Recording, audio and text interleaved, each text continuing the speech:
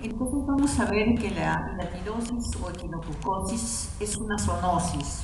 Ustedes saben que las zoonosis son enfermedades o infecciones que se producen por una relación del animal al hombre.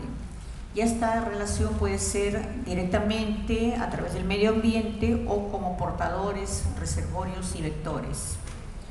Esta hidatidosis se ha conocido desde tiempos antiguos, en la época de Hipócrates, en 430 años antes de Cristo, incluso antes, pero bueno, hay pruebas de esa época. Entonces vamos a ver la epidemiología.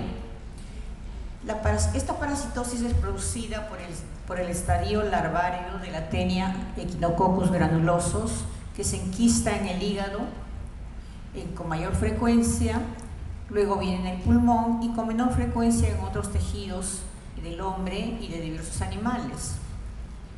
En nuestro medio es considerado como una parasitosis de tipo rural, ya que se produce en zonas agrícolas y ganaderas, sobre todo donde crían ovejas, vacas o perros.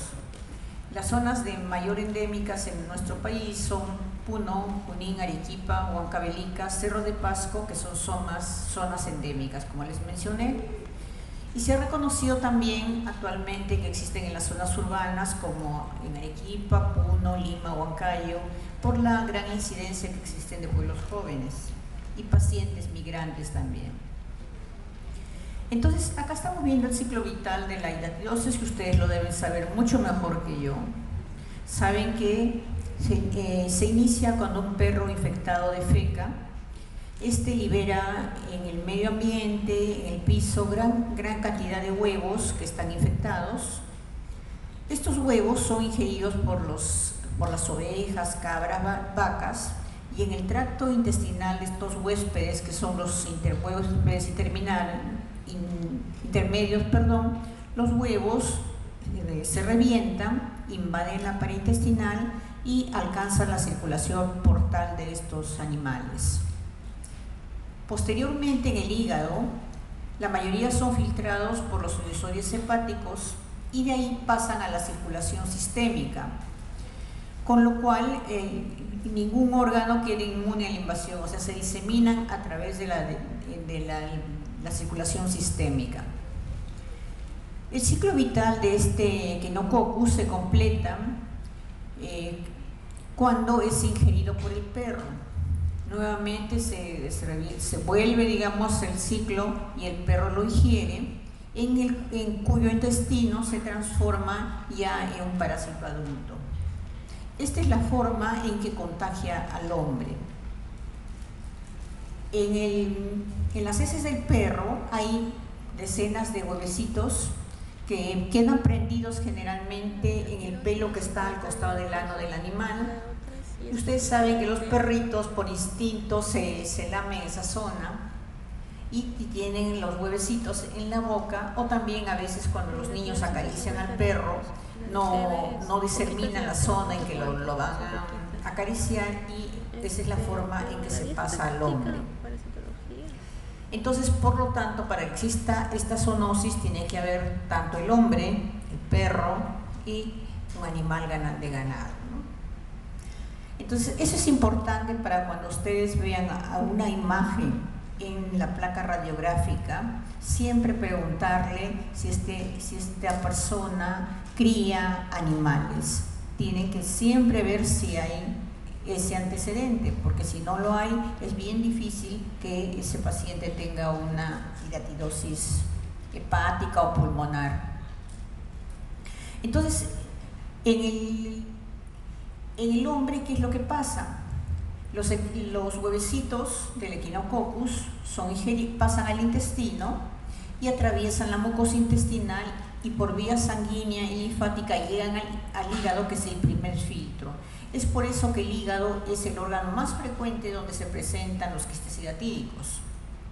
Ahora, los embriones que no son retenidos en los sinusoides hepáticos, a través de la vena cava inferior llegan al corazón derecho, y el pulmón es, por lo tanto, el segundo filtro, es el segundo lugar de localización. Otros atraviesan los capilares pulmonares y van al corazón, pero ya del lado izquierdo. Y por la circulación sistema pueden llegar y anidar cualquier otro órgano. Donde es más frecuente su diseminación es a nivel del peritoneo. Bueno, esta es una estructura del quiste hiatídico, donde acá lo que tiene importancia es digamos, alrededor del quiste se forma una zona de periquiste que está formado por fibroblastos, células gigantes, eosinófilos y otras células que el cuerpo de la persona que ha recibido el germen lo produce como un mecanismo de defensa. Por debajo de esa zona, que se llama el periquiste o la membrana adventicia, está el ectoquiste que está por fuera y el endoquiste que está por dentro. Dentro de todo esto, están flotando las vesículas hijas, las vesículas prolígeras, arenilla hiatídica y también presencia de líquido. Ahora, esta es una imagen de un quiste hiatídico. Imagínense ustedes, como yo les decía a los alumnos de la práctica, imagínense un huevo de gallina. Esta es la cáscara del huevo. Por dentro está formado por una membrana, las membranas prolígeras. Estas membranas prolígeras están adheridas y pegadas a la pared del quiste de la cáscara. Acá están viendo. Cuando el quiste se complica, estas membranas son las que se despegan y dentro de ese quiste van a encontrar estos huevitos que son las vesículas hijas y también arenilla hiatídica. Entonces vamos a ver un poco de la patogenia antes que empecemos a ver imágenes. El efecto se hace, o sea, el filtrado de este Echinococcus se hace a través de los capilares hepáticos y pulmonares. El 65-70% de los quistes se presentan a nivel del hígado, porque es el primer filtro. Los otros que logran pasar son un quiste a 30% en los pulmones. Solamente de 3 a 5% se da en cualquier parte del cuerpo.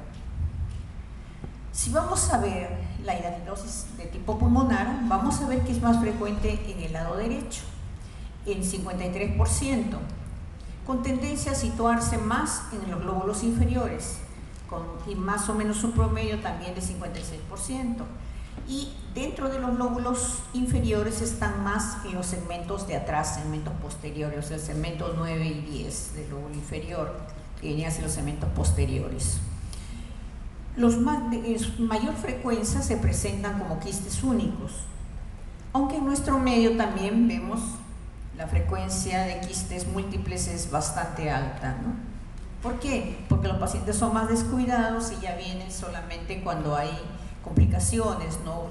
Generalmente los quistes simples se encuentran cuando se les hace chequeo a los pacientes. Entonces, estos quistes, una vez que entran al cuerpo, van formando unos quistes uniloculares que van creciendo a raíz de 1 centímetro por año. Ustedes van a ver quistes gigantes que están ocupando todo el pulmón muchas veces, y fíjense la cantidad de años que ha debido pasar para que ese quiste crezca de ese tamaño. Cuando vemos una radiografía, nosotros debemos buscar una imagen que puede ser ovalada, puede ser redondeada, que está rodeada por una capa periquística que es la adventicia. Como le dije, es el tejido fibroso que hace el mismo cuerpo, pero esta capa adventicia no la vamos a ver en la radiografía, la podemos ver en la tomografía, pero en la radiografía no la vamos a ver.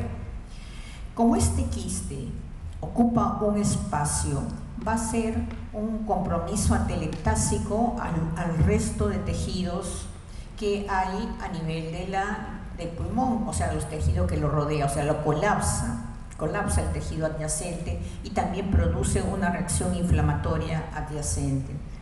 Entonces, los signos que muchas veces se presentan en un quiste hiatídico que no está complicado son por la compresión directa de las estructuras que están adyacentes al quiste.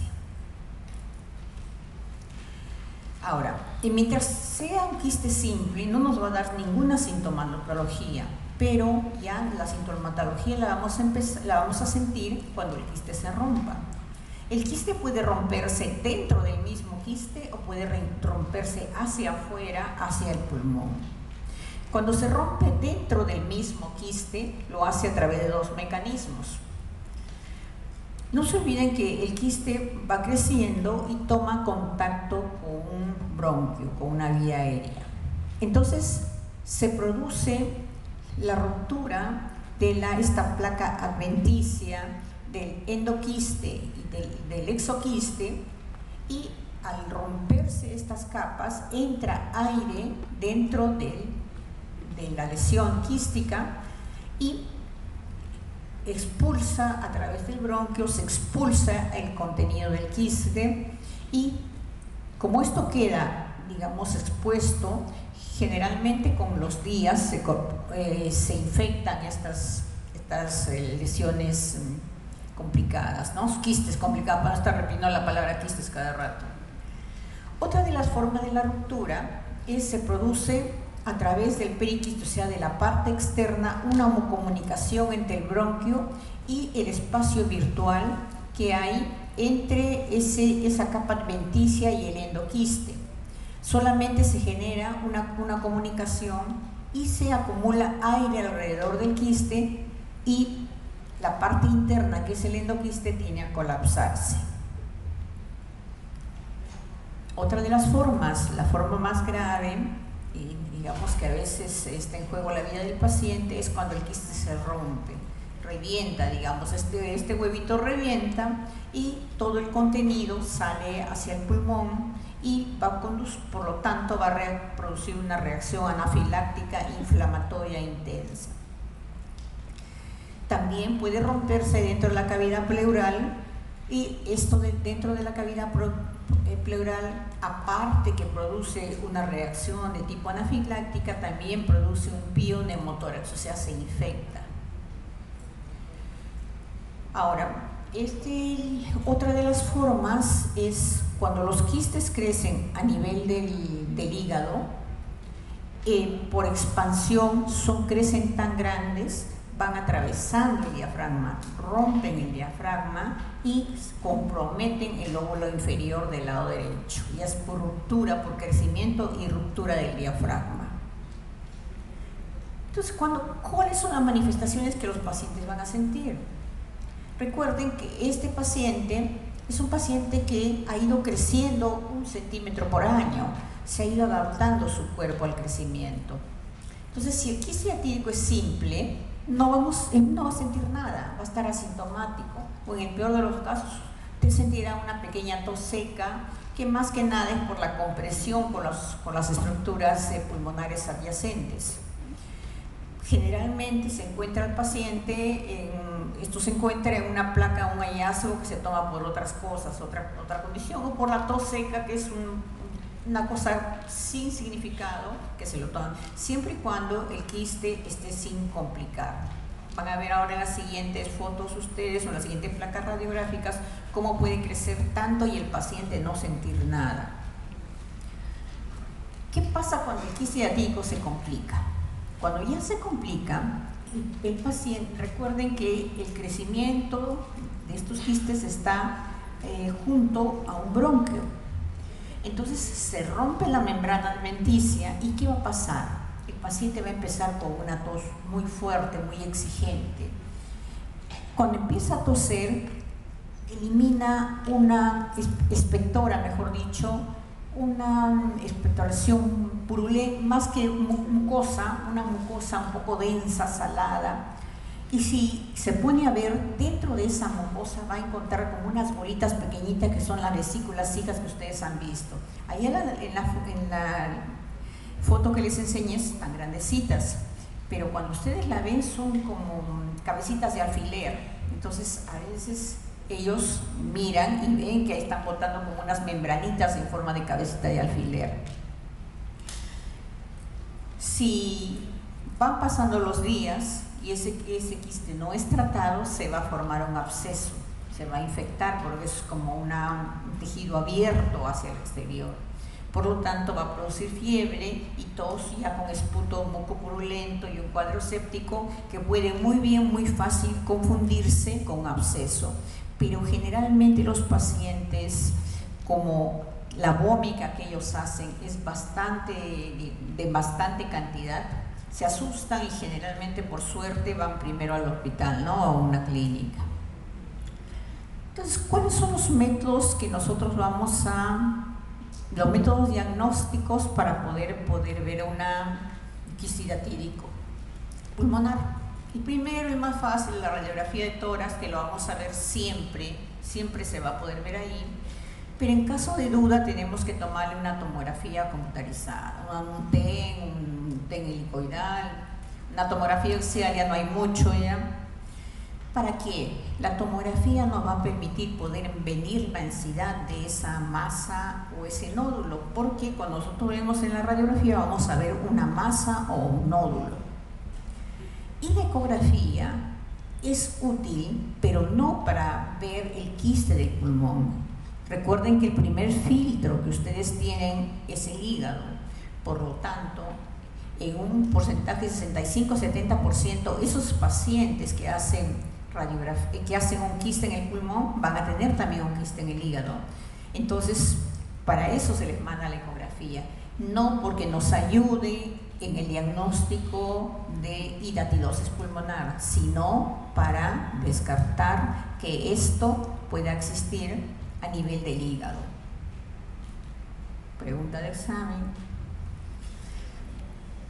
Entonces, ¿qué nos va a ayudar la tomografía computarizada? Y hemos visto que en la radiografía vamos a poder distinguir si esta es una masa, si es un nódulo, si estamos viendo un quiste complicado o un quiste no complicado. Ya vamos a ver cómo es complicado y cómo no es complicado, pero ¿para qué nos sirve la tomografía?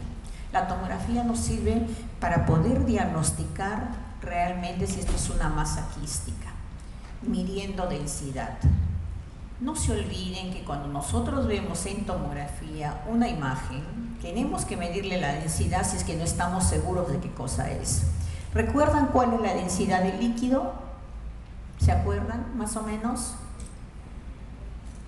Un promedio por encima del agua. Entonces, si vamos a encontrar acá un poco de arenilla, un poco de vesículas, su promedio aproximadamente es entre 10 a 20 unidades Hamilton, porque es líquido. Entonces, si medimos una masa que tenemos duda, que podríamos poner que sea un timoma, un adenoma, un tumor de tipo benigno, porque nos va a dar en la radiografía semejantes características, igualito, no vamos a poder saber qué cosa es. Le hacemos la tomografía, medimos densidad y ya sabemos qué cosa es. ¿Qué más nos sirve la tomografía? Para poder ver si hay uno o dos quistes o algunos por ahí escondido, dónde está localizado, para poder ver la vía de abordaje por la cual vamos a ver si hay calcificaciones. Pero generalmente vamos a poner en un 99% los quistes de pulmón no se calcifican. Los que se calcifican son los quistes de hígado.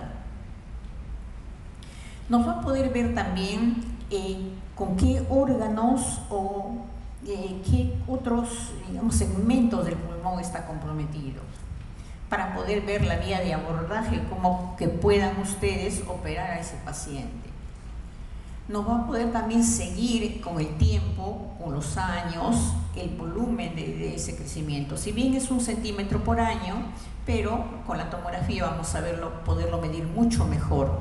Y evaluar también, después de que lo han operado, cuáles son las secuelas que está dejando posquirúrgicas, ¿no? Acá está la ecografía, como les dije, es un método muy fácil, muy rápido, pero lo usamos para ver si es que el hígado está comprometido. No se usa en pulmón. En el hígado vamos a ver si hay un quiste unilocular, multivesicular, si tiene calcificaciones o no. No en el pulmón no lo utilizamos como un complemento nada más para ver el hígado. Entonces vamos a ver cuáles son las manifestaciones radiológicas. ¿Qué vamos a ver? ¿Qué debemos ver primero? Cuando nosotros vemos un pulmón